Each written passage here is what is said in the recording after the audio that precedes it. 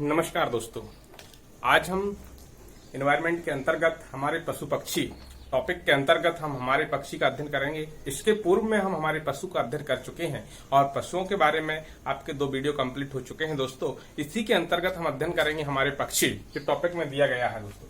इसमें देखिए दोस्तों, हमारे पक्षी के अंतर्गत हम अध्ययन करेंगे, जैसे दिया है कि प्रमुख पक्षी। देखिए दोस्तों, और प्रमुख पक्षियों को हमने ये लिखा है टोटल पक्षियों के नाम है, जैसे तोता है, कबूतर, मोर, बतख, खरगोश, मुर्गी, कौवा, गौरैया, मोर, नीलकंठ, दूधराज, साय, बुलबुल, चील, गिद्ध, बाज। इसके अलावा भी बहुत सारे पक्षी है, चिड़िया है। क्लियर दोस्तों। अब इनके बारे में हम क्रमशः अध्ययन करेंगे। तो एक तो सीधा सीधा पूछा जा सकता है प्रमुख पक्षियों के बारे में, और इन प्रमुख पक्षियों से आपसे क्वेश्चन सीधा सीधा निकल के आएगा कि इनको भी हम 2 कैटेगरी में बांट सकते हैं। एक पालतू पक्षी के रूप में क्वेश्चन पूछा जा सकता है, पालतू पक्षी के रूप में, और एक होता है अन्य पक्षी या जंगली पक्षी या मांसाहारी पक्षी के रूप में भी यदि आपसे पूछा जाए तो चील, गिद्ध, बाज, इनको मांसाहारी पक्षी के रूप में भी जाना जाता है। प्लस इनको दूसरी दृष्टि से हम देखें कि देखने की दृष्टि से अर्थात एक कई गुना ज्यादा हमसे देख सकते हैं। तो पालतू पक्षी के रूप में यदि आपसे क्वेश्चन पूछा जाएगा तो पालतू पक्षी के रूप में आपके जो ऊपर लिखे हुए हैं, देखिए एक किस प्रकार के पक्षी हैं, ये पालतू पक्षी हो जाएंगे। कैसे हो जाएंगे दोस्तों? पालतू पक्षी। और अन्य पक्षियों के बारे में यदि हम चर्चा करेंगे तो अन्य प्रकार के बहुत सारे पक्षी होते हैं। और इसमें यदि हम बात करें कि हमारे भारत का राष्ट्रीय पक्षी कौन सा है दोस्तों, भारत का राष्ट्रीय पक्षी किसकी बात कही गई दोस्तों? भारत का राष्ट्रीय पक्षी है दोस्तों मोर। कौन सा है दोस्तों? मोर। और ये मोर सुंदरता की दृष्टि से भी बहुत अच्छा पक्षी है और ये खुले वनों में भ्रमण करता है। यदि पूछ लिया जाए कि मोर किस प्रकार का पक्षी है तो मोर खुले वनों में भ्रमण करता है या रहता है। यदि आ जाए मोर किस प्रकार के वनों में रहता है तो खुले वनों में रहता है। बरसात के टाइम पर या बरसात के समय यह अपनी सुंदरता और मनमोहक दृश्य के कारण सभी को अपनी ओर आकर्षित करता है दोस्तों। तो ये भी आता है कि बरसात के समय में अपने मनमोहक नृत्य के द्वारा मनुष्यों को आकर्षित करता है। मनुष्यों को आकर्षित करता है दोस्तों। क्या करता है? इसका वैज्ञानिक नाम भी पूछ लिया जाता है दोस्तों, पावोक्रिटेशस। क्या है दोस्तों? पावोक्रिटेशस। तो वैज्ञानिक नाम यदि आपसे पूछा जाए, ये भी पूछा जा सकता है पावोक्रिटेशस। क्लियर दोस्तों। तो ये भी याद रखना है कि मोर हमारा राष्ट्रीय पक्षी है, वैज्ञानिक नाम पावोक्रिटेशस है, खुले वनों में ये रहता है और बरसात के समय में अपने मनमोहक नृत्य के द्वारा मनुष्यों को आकर्षित करता है। क्लियर दोस्तों। ये तो ही भारत के राष्ट्रीय पक्षी के बारे में। अब यहीं से क्वेश्चन यदि निकलेगा, हम एमपीटीईटी देना चाह रहे हैं और वहां पर पूछ लिया जाए कि मध्य प्रदेश का राजकीय पक्षी क्या है दोस्तों, तो ये भी आपको याद रखना है कि मध्य प्रदेश का राजकीय पक्षी क्या दोस्तों? मध्य प्रदेश का राजकीय पक्षी है दूधराज। इसको शाह बुलबुल के नाम से भी जानते हैं, शाह बुलबुल। और इसका वैज्ञानिक नाम भी पूछ लिया जाता है तो पैराडाई फ्लाईकेचर।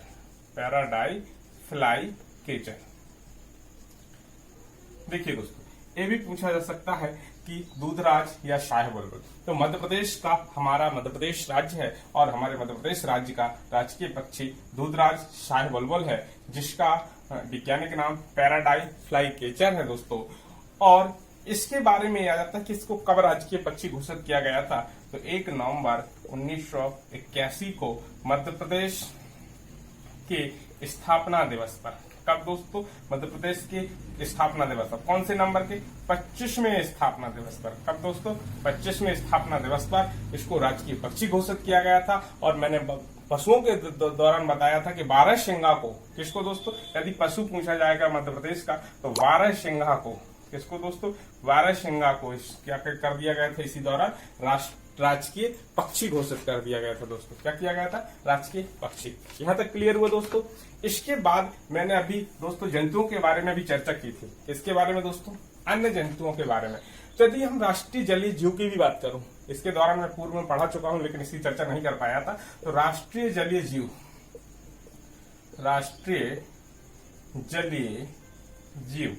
तो दोस्तों देखेंगे राष्ट्रीय जलीय जीव के बारे में यदि आपसे पूछा जाए तो दोस्तों 5 अक्टूबर 2009 ये डेट याद रखना है। राष्ट्रीय जलीय जीव डॉल्फिन कौन सा है दोस्तों? डॉल्फिन। भारत का यदि आपसे पूछ लिया जाए कि भारत का राष्ट्रीय जलीय जीव किसे घोषित किया गया है, तो 5 अक्टूबर 2009 को डॉल्फिन को घोषित किया गया है। किसको दोस्तों घोषित किया गया है? डॉल्फिन को घोषित किया गया है। यही यदि मध्य प्रदेश की राजकीय मछली की बात कही जाए दोस्तों, मध्य प्रदेश की राजकीय मछली दोस्तों समझ, राजकीय मछली, इस मछली को किस नाम से जानते हैं? टॉरटॉर। किस नाम से जानते हैं दोस्तों? टॉरटॉर। मध्य प्रदेश की राजकीय मछली टॉरटॉर। अब टॉरटॉर कौन सी थी राजकीय मछली? महाशीर। उसको क्या कहते हैं दोस्तों? महाशीर। ये आ जाता है कि मध्य प्रदेश की राजकीय मछली कौन सी है? महाशीर है, जिसे टॉरटॉर कहते हैं। इसे भी 2011 में, कब दोस्तों? 2011 में घोषित किया गया है। कब घोषित किया गया दोस्तों? 2011 में। तो याद रखना है कि मध्य प्रदेश की राजकीय मछली महाशीर अर्थात टॉरटॉर को कब घोषित किया गया है दोस्तों? 2011 में घोषित किया गया है। तो दोस्तों ये क्वेश्चन भी आपसे पेपर में पूछे जा सकते हैं। क्लियर दोस्तों? इसके बाद हम चर्चा करेंगे पक्षियों के बारे में। दोस्तों पक्षियों में जैसे हमने राष्ट्रीय पक्षी और राजकीय पक्षी की चर्चा की गई है, अब मैं चर्चा करूंगा आपसे पालतू पक्षियों के बारे में। पालतू पक्षी में जैसे पहला पक्षी है तोता। अब तोते से सभी लोग परिचित हैं। तोता एक पालतू पक्षी है। ये हरे रंग का होता है। कैसा होता है दोस्तों? हरे रंग का होता है। एक समझदार पक्षी होता है। क्या होता है दोस्तों? समझदार पक्षी होता है। मनुष्यों की तरह आवाज निकालता है। क्या करता है दोस्तों? मनुष्यों की तरह आवाज निकालता है। क्या करता है दोस्तों? मनुष्यों की तरह, जैसा ही मनुष्य उसको सिखाता है उस प्रकार से तोता बोलता भी है। क्लियर दोस्तों? और ये इसमें क्वेश्चन आ जाए कि खाता क्या है, तो दोस्तों ये फल खाता है। फल में पके और हरे दोनों प्रकार के फल खाता है। क्लियर दोस्तों? इस प्रकार से तोते के बारे में आपसे पूछा जा सकता है। क्लियर? इसके बाद दोस्तों पालतू पक्षी में आपका कबूतर भी पूछा जाएगा। क्या पूछा जाता है दोस्तों? कबूतर।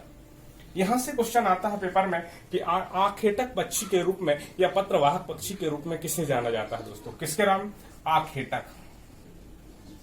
आखेटक पत्रवाहक पक्षी के रूप में किसे जाना जाता है दोस्तों? कबूतर को जाना जाता है। और एक क्वेश्चन आता है, यह मनुष्यों के पास रहना पसंद करता है। मनुष्यों के पास रहना पसंद करता है। और ये अधिकतर देखा होगा आपने, जो भी पुरानी खंडहर प्रकार की इमारतें होती हैं दोस्तों, क्या होती हैं? पुरानी खंडहर प्रकार की इमारतें होती हैं। खंडहर प्रकार की इमारतें होती है, वहां पर ज्यादातर कबूतर रहते हैं। या पुरानी इमारतें रहती हैं, मंदिर वगैरह रहते हैं पुराने, वहां पर कबूतर अधिकांशतः दोस्तों देखे जाते हैं। क्लियर हुआ? इसके बाद दोस्तों मोर। तो मोर के बारे में मैं चर्चा कर चुका हूं। मोर को हम राष्ट्रीय पक्षी के रूप में जानते हैं। इसका वैज्ञानिक नाम पावोक्रेटेसस है दोस्तों, और ये राष्ट्रीय पक्षी है, सुंदरता के लिए देखा जाता है। फिर इसके बाद आता है बतख। कौन सा दोस्तों? बतख। अब बतख से सभी लोग देखते हैं कि बतख एक जलीय पक्षी है। कैसा है दोस्तों? बतख एक जलीय पक्षी है। कैसा पक्षी है दोस्तों? जलीय पक्षी है। तो सबसे पहले तो ये आता है कि जलीय पक्षी के रूप में किसे जाना जाता है? बतख को जाना जाता है। दोस्तों ये बतख ज्यादातर एक स्वच्छ जल में रहती हैं। किस प्रकार के? स्वच्छ जल में रहती हैं, और मनुष्य इसका पालन करता है और अपने आसपास, अपने गार्डन में, बगीचे में या घर के आसपास तालाबों में क्या करते हैं? तालाबों में इसको पालन कराते हैं। तालाबों में, तो अपने घर के नजदीक या बगीचों में इस प्रकार से एक छोटे तालाब निर्मित किए जाते हैं, और उनमें किसका पालन किया जाता है दोस्तों? बतख का पालन किया जाता है। क्लियर दोस्तों? इसके बाद दोस्तों अगला है खरगोश। खरगोश के बारे में भी दोस्तों आपसे क्वेश्चन पूछा जाएगा, और ये मोस्ट इंपोर्टेंट है क्योंकि आज के समय में इसका पालन बहुत किया जा रहा है। खरगोश। खरगोश के बारे में यदि आपसे पूछा जाए दोस्तों कि खरगोश का पालन व्यवसाय की दृष्टि से इंपोर्टेंट है। किसकी दृष्टि से दोस्तों? व्यवसाय की दृष्टि से। खरगोश का पालन वर्तमान में व्यवसाय की दृष्टि से इंपोर्टेंट है।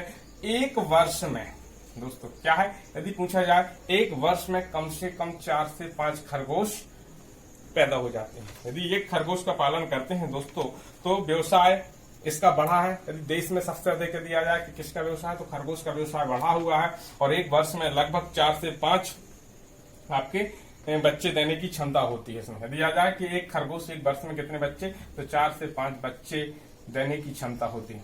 बच्चे देने की क्षमता होती है। क्लियर दोस्तों? ये तो हुआ कि एक वर्ष में 4 से 5 बच्चे। अब इसके मांस के बारे में पूछा जाता है कि क्यों इंपोर्टेंट है दोस्तों, तो यहां से क्वेश्चन आएगा, इसका जो मांस होता है, खरगोश के मांस में प्रोटीन अधिक होती है। क्या होती है दोस्तों? खरगोश के मांस में प्रोटीन अधिक होती है। एक चीज समझना दोस्तों, खरगोश के मांस में प्रोटीन अधिक होती है। और दूसरी चीज और याद रखना कोलेस्ट्रॉल के बारे में, कि कोलेस्ट्रॉल कम होता है। क्या होता है? चर्बी या कोलेस्ट्रॉल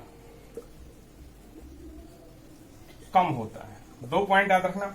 व्यवसाय की दृष्टि से, व्यवसाय इसलिए क्योंकि इसका मांस को बेचते हैं, जिस कारण से वो एक वर्ष में लगभग 4 से 5 बच्चे देता है, जिसके कारण इसका तेजी से प्रचलन हुआ है भारत में। और खरगोश के मांस में सबसे अधिक क्या होता है दोस्तों? प्रोटीन होती है। और दूसरी चीज चर्बी और कोलेस्ट्रॉल की कम होता है, अर्थात कमी होती है, जिसके कारण ये अधिक प्रसिद्ध है। और इसका छोटा गर्भकाल, क्योंकि जब बच्चे होता है तो छोटा गर्भकाल होगा दोस्तों, छोटा गर्भकाल ये भी रहता है कि छोटा गर्भकाल होता है और 4 से 5 बच्चे देने की क्षमता इसमें होती है। क्लियर दोस्तों? ये हुई खरगोश के बारे में। अगला टॉपिक इसी में दिया गया है दोस्तों, मुर्गी के बारे में। खरगोश के बारे में क्या है? मुर्गी। अब दोस्तों ये भी बहुत इंपॉर्टेंट है, मुर्गी। अभी हाल ही में तो दोस्तों अगला है पालतू पक्षी में मुर्गी। कौन सा दोस्तों? मुर्गी। और मुर्गी के बारे में सभी लोग जानते हैं कि मुर्गी किस दृष्टि से, आर्थिक दृष्टि से इंपोर्टेंट होती है, बेचने के अर्थात व्यवसाय की दृष्टि से इंपोर्टेंट होती है। तो भारत हो या मध्य प्रदेश हो, मुर्गी के मांस का सबसे अधिक उपयोग चिकन के रूप में किया जाता है दोस्तों। तो यदि यहां से पूछा जाए कि हमारे देश में लगभग 20 से 25 प्रकार की, कितने प्रकार की दोस्तों? 20 से 25 प्रकार की मुर्गी की नस्लें पाई जाती हैं। कितनी? भारत में लगभग 20 से 25 प्रकार की मुर्गी की नस्लें होती हैं। और इसके बाद ये आर्थिक दृष्टि से उपयुक्त एवं पालने योग्य है। ये तो मैं बता ही चुका हूं कि आर्थिक दृष्टि से उपयुक्त एवं पालते हैं। क्लियर? तो किस दृष्टि से? आर्थिक दृष्टि से इंपोर्टेंट है।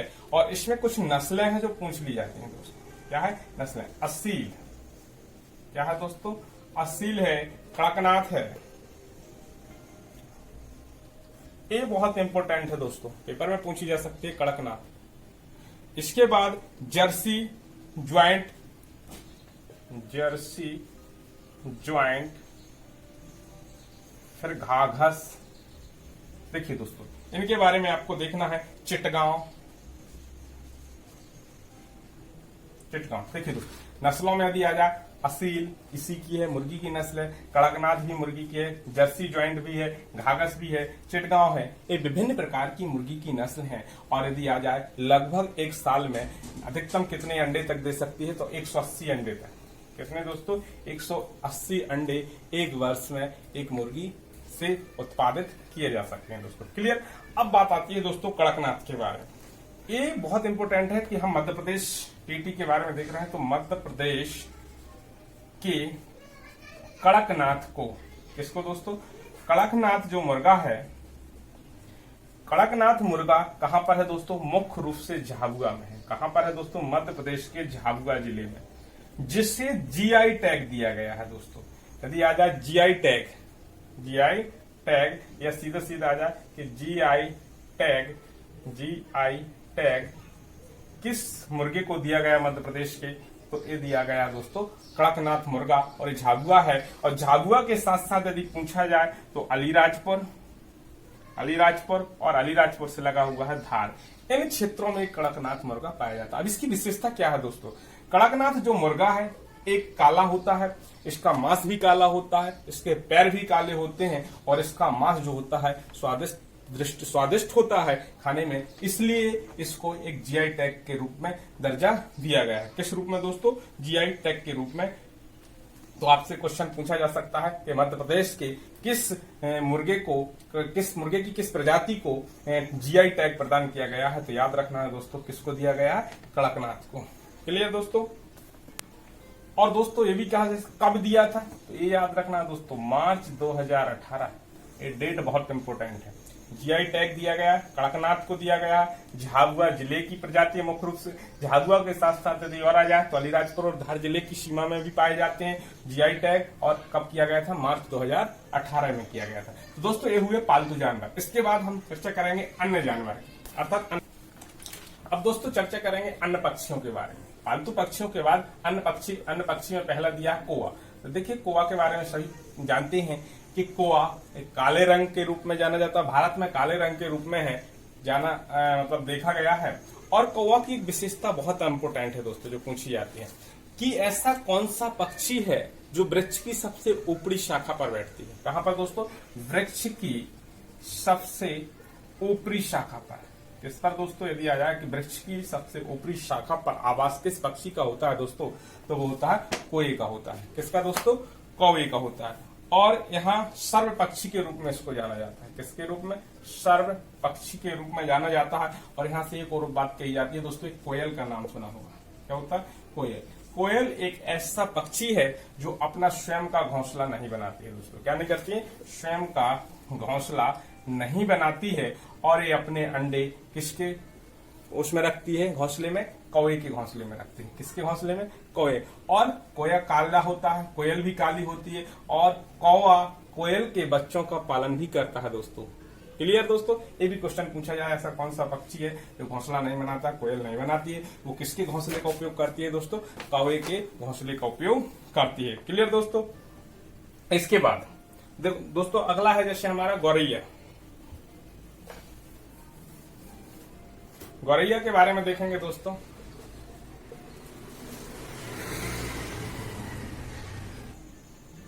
दोस्तों जैसा कि हमने बात की, ये गौरैया पक्षी, तो गौरैया पक्षी को भी कई राज्य सरकारों ने राजकीय पक्षी का दर्जा दिया गया है। क्या दिया गया है दोस्तों? राजकीय पक्षी के रूप में गौरैया को दर्जा दिया गया है। और कौन से राजकीय पक्षी? अब कौन कौन से राज्यों ने? यदि आ जाए बिहार और दिल्ली सरकार ने। ये दोस्तों याद रखना, किन राज्य सरकारों ने गौरैया पक्षी को राजकीय पक्षी के रूप में घोषित किया गया, अर्थात गौरैया पक्षी को संरक्षित करने की दृष्टि से बिहार और दिल्ली सरकार के द्वारा गौरैया पक्षी को राजकीय पक्षी के रूप में दर्जा दिया गया है दोस्तों। और इसकी प्रजातियों के बारे में आपसे क्वेश्चन पूछा जाए तो house sparrow, Spanish sparrow, sand sparrow, Dead Sea sparrow और ट्री स्पैरो इसकी कुछ प्रमुख प्रजातियां हैं दोस्तों। यदि आ जाए कि हाउस स्पैरो, और इसमें एक क्वेश्चन और आ जाता है कि जो आम बोलचाल के रूप में जो हम सबसे ज्यादा देखते हैं, तो दोस्तों जैसा कि मैंने कहा हाउस स्पैरो, तो आम बोलचाल की भाषा में दोस्तों, आम बोलचाल की भाषा में हाउस स्पैरो को ही, किसको दोस्तों? यदि आ जाए गौरैया के रूप में सबसे ज्यादा किसको जाना जाता है, तो हाउस स्पैरो को ही आम बोलचाल में गौरैया कहा जाता है। क्या कहा जाता है दोस्तों? गौरैया। कौन से को?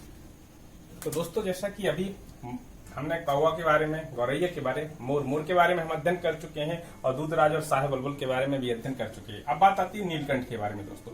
नीलकंठ को हम इंडियन रॉलर बर्ड के नाम से भी जानते हैं। यदि क्वेश्चन आ जाए कि नीलकंठ अर्थात इंडियन रॉलर बर्ड के रूप में किसे जाना जाता है, नीलकंठ को जाना जाता है। और इसका वैज्ञानिक नाम भी पूछा जा सकता है दोस्तों, कॉरेसियस बेंगालेंसिस। क्या होता है दोस्तों? कॉरेसियस बेंगालेंसिस।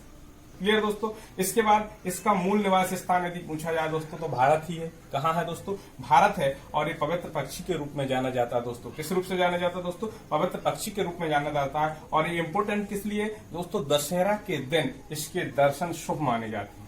इसके दोस्तों नीलकंठ के दर्शन करने से माना जाता है कि हमारा दशहरा बहुत अच्छा रहा। तो दशहरा के दिन यदि सुबह सुबह इसके दर्शन हो जाते हैं दोस्तों, तो इस पक्षी को शुभ माना जाता है। इसके बाद दोस्तों चील और गिद्ध बाज के रूप में जैसे देखेंगे, तो चील, गिद्ध और बाज एक ऐसे प्राणी है, पहली कंडीशन तो यदि आ जाए कि सर्वभक्षी या मुर्दाखोर के रूप में गिद्ध को जाना जाता है दोस्तों। तो चील, गिद्ध और बाज यदि आ जाए कि अपनी दृष्टि के लिए, किसके लिए? अपनी दृष्टि के लिए, क्योंकि इनकी दृष्टि हमसे लगभग 4 गुना ज्यादा होती है दोस्तों। यदि आ जाए ये अपनी नेत्र की दृष्टि के लिए अर्थात देखने की दृष्टि से बहुत ही दूर तक का देख सकते हैं और हमसे अर्थात मनुष्य से लगभग 4 गुना, कितना? लगभग 4 गुना, इससे भी ज्यादा अधिक दूर की वस्तु को ये स्पष्ट रूप से देख सकते हैं दोस्तों। कौन कौन से दोस्तों? चील, गिद्ध और बाज। और ये मांसाहारी पक्षी है। कौन से दोस्तों?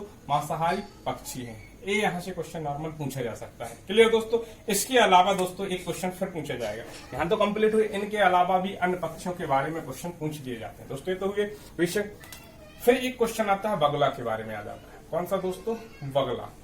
बगला पक्षी हमेशा दोस्तों ये पूछा जाता है कि बगला पक्षी भैंस की पीठ पर बैठता है। किस पर? भैंस की पीठ पर बैठता है। जब भी कभी किसान अपने खेतों की सिंचाई करता है तो दोस्तों बगला क्या करता है दोस्तों, भैंस की पीठ पर बैठता है, अर्थात बगला और भैंस के बीच सहजीवी का संबंध होता है। किसका दोस्तों, एक क्वेश्चन कई बार यूपीटीटी और सीटीईटी में पूछा गया है कि बगला भैंस की पीठ पर बैठता है और जिसके कारण बगला और भैंस के बीच सहजीवी का संबंध होता है, और यह भैंस की पीठ पर बैठ करके क्या खाता है दोस्तों, उसके तो दोस्तों जैसा कि कहा, भैंस की पीठ पर बैठता है और परजीवी कीट खाता है। क्या करता है दोस्तों, परजीवी कीट। तो ये याद रखना है कि बगला और भैंस की पीठ पर बैठता है, जिसके कारण इनका संबंध सहजीवी का होता है और परजीवी कीट खाता है। क्लियर दोस्तों, ये क्वेश्चन भी कई बार पूछा गया है जो पेपर की दृष्टि से। इसके बाद दोस्तों एक उल्लू के बारे में भी आपने सुना होगा। क्या है दोस्तों, उल्लू। एक क्वेश्चन आ जाता है, बच्चों की तरह आवाज निकालने वाला पक्षी कौन सा है दोस्तों। क्या पूछ लिया जाता है, बच्चों की तरह आवाज निकालने वाला पक्षी कौन सा है, तो वो कौन सा होता है दोस्तों, उल्लू होता है। फिर एक क्वेश्चन आता है कि एक ऐसा कौन सा पक्षी है जो क्या करता है, अपनी गर्दन को पीछे तक घुमा सकता है। एक ऐसा कौन सा पक्षी, तो उल्लू क्या करता है, अपनी गर्दन पीछे तक घुमा सकता है दोस्तों। क्या कर सकता है, गर्दन पीछे तक घुमा सकता है दोस्तों। तो एक क्वेश्चन भी आ जाए कि ऐसा कौन सा पक्षी है जो अपनी गर्दन पीछे तक घुमा सकता है दोस्तों, तो उल्लू के बारे में कहा गया है। फिर एक क्वेश्चन दोस्तों फिर पूछा जाता है दोस्तों कि पक्षी अपना सिर क्यों हिलाते रहते हैं दोस्तों। क्या है, पक्षी अपना सिर क्यों हिलाते रहते हैं, पक्षी अपना सिर क्यों हिलाते रहते। तो दोस्तों बार बार हिलाने का कारण होता है कि जो इनके नेत्र होते हैं वो स्थिर होते हैं दोस्तों। क्या होते हैं, पक्षियों के नेत्र स्थिर होते हैं। क्या होते हैं दोस्तों, पक्षियों के नेत्र स्थिर होते हैं। स्थिर होने के कारण ये अपना सिर बार बार क्या करते हैं दोस्तों, हिलाते रहते हैं। क्लियर दोस्तों, ये भी आपसे पेपर में पूछा जा सकता है। इसके बाद दोस्तों इसमें हम अध्ययन करेंगे कि पशु पक्षियों पर प्रदूषण का प्रभाव। क्या देखेंगे दोस्तों कि पशु पक्षियों पर प्रदूषण का प्रभाव क्या है और हमारे परिवेश में पशु पक्षियों की क्या है, तो इसके बाद आगे चर्चा करेंगे दोस्तों। इसी टॉपिक में हमारे पशु पक्षी के अंतर्गत मैंने कहा था कि जो हमारी यूनिट में दिया गया है उस यूनिट के टॉपिक के अंतर्गत ही दिया है कि हमारे पशु पक्षी के आगे उसी में टॉपिक दिया गया है कि हमारे आसपास के परिवेश में जीव जंतु और जीव जंतु अर्थात जानवरों पर प्रदूषण का प्रभाव क्या रहेगा दोस्तों। क्लियर दोस्तों, तो अब इसके बारे में हम देखेंगे कि हमारे आसपास के परिवेश में जीव जंतुओं पर क्या क्या प्रभाव पड़ता है या हमारे आसपास के परिवेश में जीव जंतु हैं क्या चीज। दोस्तों जो मैंने पूरा टॉपिक पढ़ाया है आपको पार्ट 1 और पार्ट 2 में कि हमारे पशु पक्षी क्या हैं, तो इन सारी चीजों के बारे में हम एक एक टॉपिक को क्लियर करेंगे कि सबसे पहले तो हमारे जीव जंतु। तो जैसा कि हम जीव जंतुओं के बारे में देखा था कि इसको क्लासिफाइड किया था कि निवास के आधार पर जीव जंतु मैंने बतलाए थे बहुत प्रकार से, और निवास के आधार के बाद जलवायु के आधार पर भी देखे थे, प्राकृतिक समानता के आधार पर भी देखे थे दोस्तों, और श्रेणी अर्थात ब्रह्मांड में कितने श्रेणियों में जंतुओं को बांटा गया है दोस्तों उसको देखा गया था। परंतु बात आती है हमारे परिवेश मतलब वातावरण में या अर्थात पर्यावरण में कौन कौन से जीव जंतु है, तो मुख्य रूप से यदि हम बात करते हैं दोस्तों स्थलीय और जलीय जंतुओं के बारे में। किसके बारे में दोस्तों, स्थलीय और जलीय जंतु। तो हम देख सकते हैं कि पृथ्वी पर अर्थात स्थल पर रहने वाले जितने भी प्राणी जगत है, जंतु जगत है, ये वो सारे के सारे दोस्तों क्या हमारे किसके अंतर्गत रहेंगे, स्थलीय जीव जंतु कहेंगे। और जो हमारे जल में निवास करते हैं वो हमारे सारे क्या कहलाएंगे दोस्तों, जलीय जीव जंतु कहलाते हैं दोस्तों। तो जलीय जीव जंतुओं में भी हमने पढ़े थे, बहुत सारे एग्जांपल दिए थे जलीय जीव जंतु में, जैसे मछली हुई, मछली के अलावा आपके मेढक हुए और मगरमच्छ हुए, घड़ियाल हुए, ये सारे के सारे दोस्तों किस प्रकार के होते हैं, जलीय जीव जंतु कहलाते हैं। अब दोस्तों इसको भी बांटा गया था कि परिवेश में दो भागों में तो बांट दिया कि परिवेश में कितने प्रकार से जीव जंतु को बांटा, परिवेश में हम स्थलीय और जलीय के रूप में थे। फिर इसमें भी दो भागों में बांटा गया था दोस्तों, एक पालतू जानवर के रूप में बांटा गया था। किस रूप से बांटा गया था दोस्तों, पालतू, और दूसरे जंगली जानवर है या अन्य जानवर के रूप। अब इसके बारे में भी हम बता सकते हैं कि परिवेश में पालतू प्रकार के भी जानवर रहते हैं दोस्तों और जंगली जानवर भी रहते हैं। ये भी अब हमें डेफिनेशन पता होनी चाहिए कि पालतू जानवर कौन कहलाते हैं दोस्तों, कौन से पालतू वह जानवर कहलाते हैं, वह पशु पक्षी कहलाते हैं जिन्हें हम अपनी आवश्यकताओं की पूर्ति करने के उद्देश्य क्या होते हैं, अपनी आवश्यकताओं की पूर्ति करने के उद्देश्य उनका पालन पोषण करते हैं। क्या करते हैं दोस्तों, उनका पालन पोषण करते हैं। वह जंतु अर्थात पशु पक्षी क्या कहलाएंगे दोस्तों, पालतू कहलाएंगे। दूसरा रहता है जंगली जानवर। जो हमारे जंगलों में अर्थात हमारे आवास से दूर रहते हैं। क्या होते हैं दोस्तों? जो जंगलों में रहते हैं अर्थात मानव आवास से दूर रहते हैं। किससे दोस्तों? मानव आवास से दूर रहते हैं। इस प्रकार के जंतुओं को क्या कहते हैं दोस्तों? जंगली जानवर कहते हैं। क्या कहते हैं दोस्तों? जंगली। अब बात आती है जंगली की। हमारे जो पर्यावरण में जंगली जंतुओं की संख्या अर्थात जंगली जानवरों की संख्या अधिक होती है। क्या होती है? परंतु धीरे धीरे धीरे धीरे इसमें कमी देखी गई है। क्या देखी गई है दोस्तों? कमी देखी गई है। और ये कमी क्यों देखी गई है? कि तेजी से इनका शिकार हो रहा है दोस्तों। क्या हो रहा है? तेजी से शिकार होने के कारण जंगली जानवरों में धीरे धीरे धीरे गिरावट देखी गई है दोस्तों। क्लियर? इसके बाद दोस्तों यदि हम पालतू के बाद देखें तो पालतू जानवर में भी हमने बहुत प्रकार से पढ़ा था कि हमारे परिवेश में फिर हमारे कैसे रहते हैं? दूध देने वाले जानवरों की श्रेणियों में बांटा गया था। किस रूप से? दूध देने वाले जानवर। और फिर हमने इसी में देखा था मालवाहक जानवरों के रूप में देखा था। किस रूप में देखा था दोस्तों? मालवाहक के रूप में देखा था। तो अब दूध देने वाले जानवर हमने सारे पढ़े थे। तो गाय, भैंस, बकरी, भेड़, ये सारे के सारे किस प्रकार के दोस्तों? तो हम कह सकते हैं कि हमारे आसपास के परिवेश में दूध देने वाले जानवर होते हैं जो आर्थिक दृष्टि से महत्वपूर्ण होते हैं, व्यवसायिक दृष्टि से भी महत्वपूर्ण होते हैं। और इसमें भेड़ और बकरी पूर्णतः आर्थिक रूप से निर्भर होते हैं। आर्थिकता के आधार पर इनका पालन पोषण किया जाता है। मांस के लिए, दूध के लिए इनका और ऊन के लिए इन जानवरों का पालन पोषण किया जाता है दोस्तों। क्लियर हुआ? इसके बाद दोस्तों फिर हम देख सकते हैं कि बहुत से हमारे परिवेश में अर्थात हमारे वातावरण में या हमारे पर्यावरण में बहुत से ऐसे जानवर भी रहते हैं जिन्हें हम मनोरंजन के लिए पालते हैं। किसके लिए दोस्तों? मनोरंजन के लिए पालते हैं। इसके बारे में भी मनोरंजन के लिए भी मैंने चर्चा की थी कि कंगारू दोस्तों, कौन सा?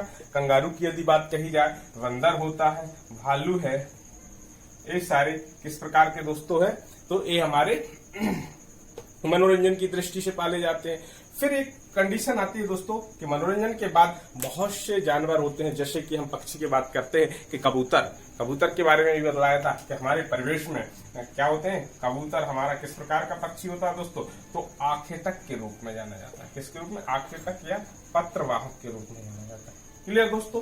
पक्षियों में फिर मैंने और भी चर्चा की थी, यदि खरगोश है जो वर्तमान में किस पर आधारित होता? आर्थिक रूप से। क्योंकि मैंने बताया था कि इसका गर्भकाल कम होता है और गर्भकाल कम होने के कारण यह एक वर्ष में 4 से 5 बच्चे उत्पन्न करता है दोस्तों।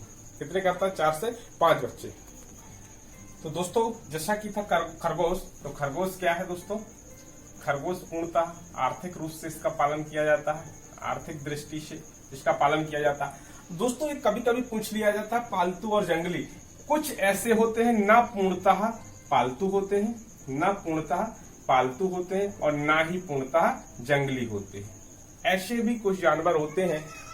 और धीरे धीरे क्या हुआ है कि इनमें धीरे धीरे गिरावट देखना कि मानवीय जैसे हस्तक्षेप हुआ पर्यावरण में, मानवीय हस्तक्षेप के कारण जंगली जानवरों और पालतू जानवरों में भी धीरे धीरे दोस्तों क्या देखी गई है? कमी देखी गई है। और यह चक्र धीरे धीरे क्या हो रहा है?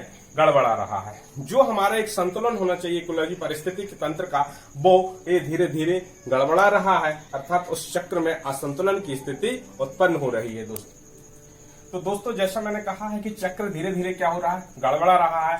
तो अब ये मनुष्य की अर्थात मानव की जिम्मेदारी है कि हमें अपने परिवेश में जानवरों की रक्षा करनी है। और जब जानवरों की रक्षा तभी होगी जब हम वनों की कटाई पर रोक लगा सकें। क्या कर सकते हैं? जब यदि वनों का संरक्षण करेंगे, क्योंकि धीरे धीरे वनों का विनाश हो रहा है दोस्तों। और जब वनों का क्षेत्रफल धीरे धीरे घट रहा है और वनों के क्षेत्रफल घटने के कारण दोस्तों जंगली जानवरों की आवास की समस्या गंभीर होती जा रही है दोस्तों। क्या हो रही है? जंगली जानवरों की आवास की समस्या गंभीर हो रही है। अतः मैं कहता हूं कि हमें अपने परिवेश में जीव जंतुओं को सुरक्षित रखना है। तो मनुष्य के अंदर जागरूकता उत्पन्न होनी चाहिए और हमें वनों के प्रति संवेदनशील होना चाहिए और वनों का संरक्षण और संवर्धन करना चाहिए और उनकी देखभाल करना चाहिए। तो दोस्तों इस प्रकार से भी आपसे परिवेश से क्वेश्चन पूछे जाएंगे। अब बात करेंगे जीव जंतु अर्थात जानवरों पर प्रदूषण का प्रभाव।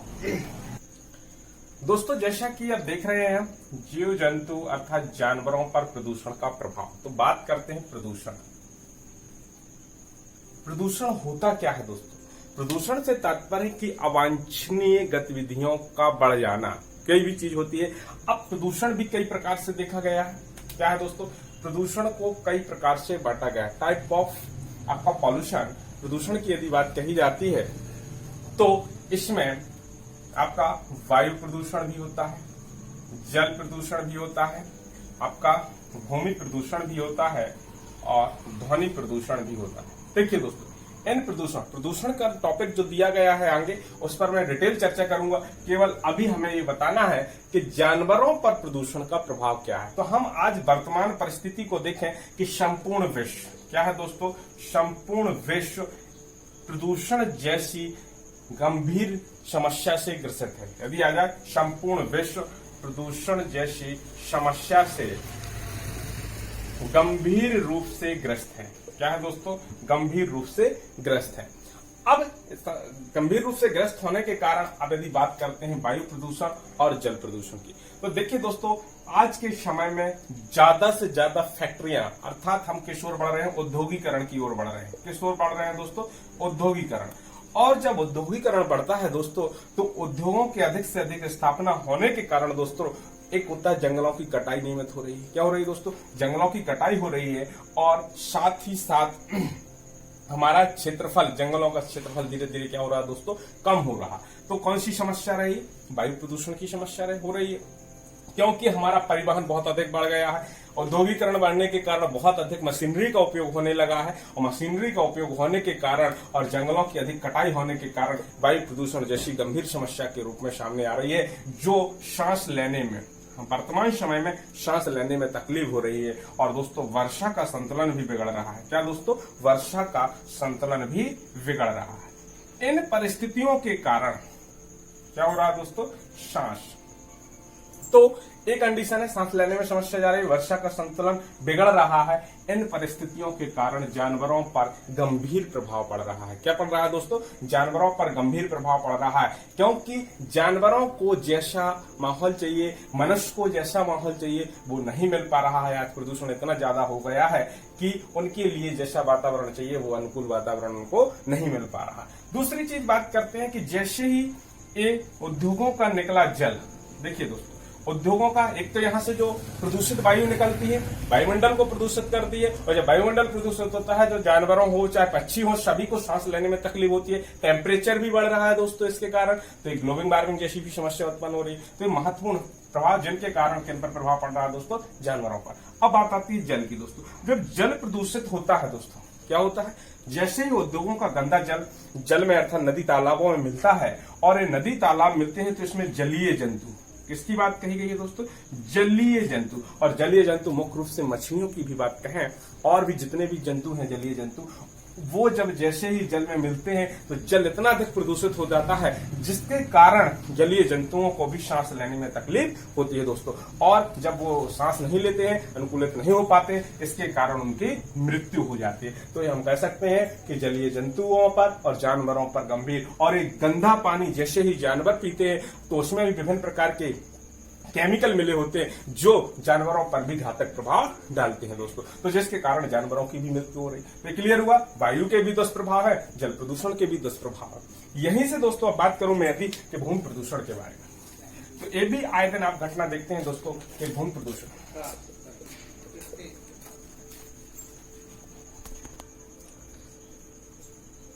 तो दोस्तों भूमि प्रदूषण आपने देखा होगा कि उद्योगों से निकला अपशिष्ट पदार्थ, उद्योगों से निकला अपशिष्ट पदार्थ, अपशिष्ट पदार्थ जब खुली जमीन पर डाल दिया जाता है, उद्योगों से निकला अपशिष्ट पदार्थ प्लस पॉलीथीन, प्लास्टिक, देखना दोस्तों, पॉलीथीन, प्लास्टिक, उद्योगों से निकला अपशिष्ट पदार्थ एवं रासायनिक पदार्थ। क्या दोस्तों, रासायनिक पदार्थ जैसे ही जमीन पर हम खाली जमीन पर, खुली जमीन पर ये डाल देते हैं और इन अपशिष्ट पदार्थों के द्वारा धीरे धीरे धीरे धीरे जमीन के अंदर लगातार होते हैं, और ये जमीन के अंदर क्या नहीं होते हैं दोस्तों, गलते नहीं है। ये अवशिष्ट पदार्थ जमीन को क्या बना देते हैं दोस्तों, बंजर बना देते हैं। क्या बनाते हैं, तो एक तो बंजर बनाने के कारण हमारी जमीन अर्थात भूमि का ह्रास होता है, और दूसरा रीजन होता है कि जैसे ही हमारे जानवर या जो जीव होते हैं दोस्तों वो क्या करते हैं, यदि पॉलीथीन और प्लास्टिक का सेवन कर लेते हैं या अवशिष्ट पदार्थों को सेवन कर लेते हैं दोस्तों, तो हमारे जो गाय, भैंस, बकरी आदि जानवरों की मृत्यु हो जाती है दोस्तों। क्या हो जाती है दोस्तों, जानवरों की मृत्यु हो जाती है। तो ये भी एक गंभीर है कि यदि उद्योगों से निकला हुआ अवशिष्ट पदार्थ, पॉलीथीन, प्लास्टिक, रासायनिक पदार्थ जैसे ही जमीन पर हम डालते हैं तो जमीन भी बंजर होती है, तो जमीन का अर्थात ह्रास होता है, उपजाऊपन का ह्रास होता है, और दूसरा हमारे जानवरों पर भी गंभीर खतरा होता है, क्योंकि यदि वो इसको खा लेते हैं पॉलीथीन, प्लास्टिक या रासायनिक पदार्थों को, तो उनके कारण क्या होती है दोस्तों, गाय, भैंस एवं अन्य जानवरों की मृत्यु तक हो जाती है दोस्तों। तो इसके कारण ये भी प्रभाव देखा गया है दोस्तों। क्लियर। अब इसके बाद देखिए ध्वनि प्रदूषण के बारे में दोस्तों, कि ध्वनि प्रदूषण का भी कितना, तो ध्वनि प्रदूषण देखिए दोस्तों, ध्वनि प्रदूषण के बारे में भी आपने देखा होगा है क्या चीज, तो अवांछनीय आवाज, जब हमारे अवांछनीय आवाजों की वृद्धि हो जाती है, अवांछनीय आवाज अधिक हो जाती है, उसे ध्वनि या नॉइस कहते हैं। क्या कहते हैं दोस्तों, ध्वनि। अब ध्वनि प्रदूषण के लिए यदि हम WHO की बात करते हैं तो WHO ने ध्वनि प्रदूषण को मापने की इकाई डेसीबेल होती है। क्या होती है दोस्तों, डेसीबेल होती है। और मनुष्य के लिए WHO ने 45 डेसीबेल निर्धारित किया था। कितना किया था दोस्तों, मनुष्य के लिए 45 डेसीबेल मात्रा निर्धारित की गई थी। इसका भी यदि हम प्रभाव देखते हैं कि ध्वनि प्रदूषण का प्रभाव जानवरों पर क्या देखा गया है दोस्तों, तो आपको बता दूं, चाहे हमारे नेशनल पार्क हो, चाहे वाइल्ड सेंचुरी हो दोस्तों, इनमें रहने वाले समस्त जानवर हो या जीव जंतु जगत हो दोस्तों, कहीं ना कहीं ध्वनि प्रदूषण से भी प्रभावित होते हैं। तेज आवाज, देखना दोस्तों, जब तेज आवाज होती है अर्थात बड़े बड़े हैवी वाहन हमारे राष्ट्रीय उद्यानों से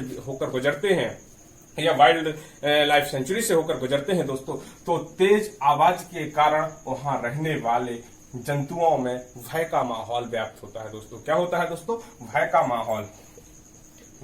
माहौल व्याप्त होता है, और हमारे जानवर डरे हुए, सदमे हुए से रहते हैं, और जिनके कारण उनका सही ढंग से विकास नहीं हो पाता, और दोस्तों वो अपने उस निवास क्षेत्र में सही से कार्य नहीं कर पाते हैं। क्लियर दोस्तों। तो दोस्तों जैसा कि मैंने बताया कि भय का माहौल होता है, डरे हुए होते हैं, सदमे हुए होते हैं, इस कारण से उनकी सुनने की क्षमता का ह्रास होता है दोस्तों। सुनने की क्षमता का धीरे धीरे ह्रास होता है।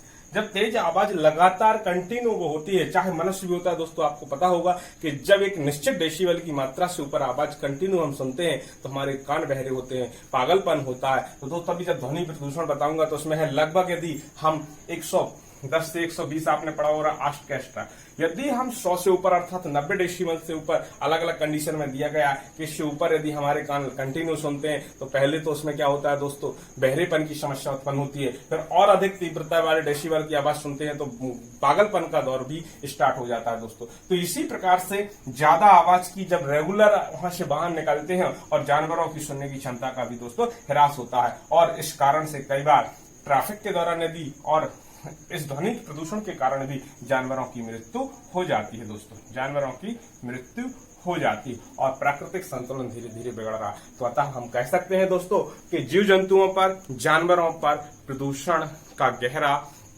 प्रभाव पड़ता है दोस्तों। क्लियर दोस्तों, ये था हमारा टॉपिक, हमारे पशु पक्षी एवं हमारे परिवेश में जीव जंतु और परिवेश में जानवरों पर प्रदूषण का प्रभाव। इसमें जो भी समस्या रहेंगी दोस्तों उसको कमेंट्स बॉक्स में लिखिए। इसके बाद अगला टॉपिक होगा दोस्तों इसी से रिलेटेड आवास, अर्थात शेल्टर की बात करूंगा दोस्तों, उसको भी आप बहुत अच्छे से देखना उस क्लास को, क्योंकि शेल्टर में हम देखेंगे कि जानवरों के आवास की भी चर्चा करेंगे, मनुष्य के आवास की भी चर्चा करेंगे। थैंक्स दोस्त।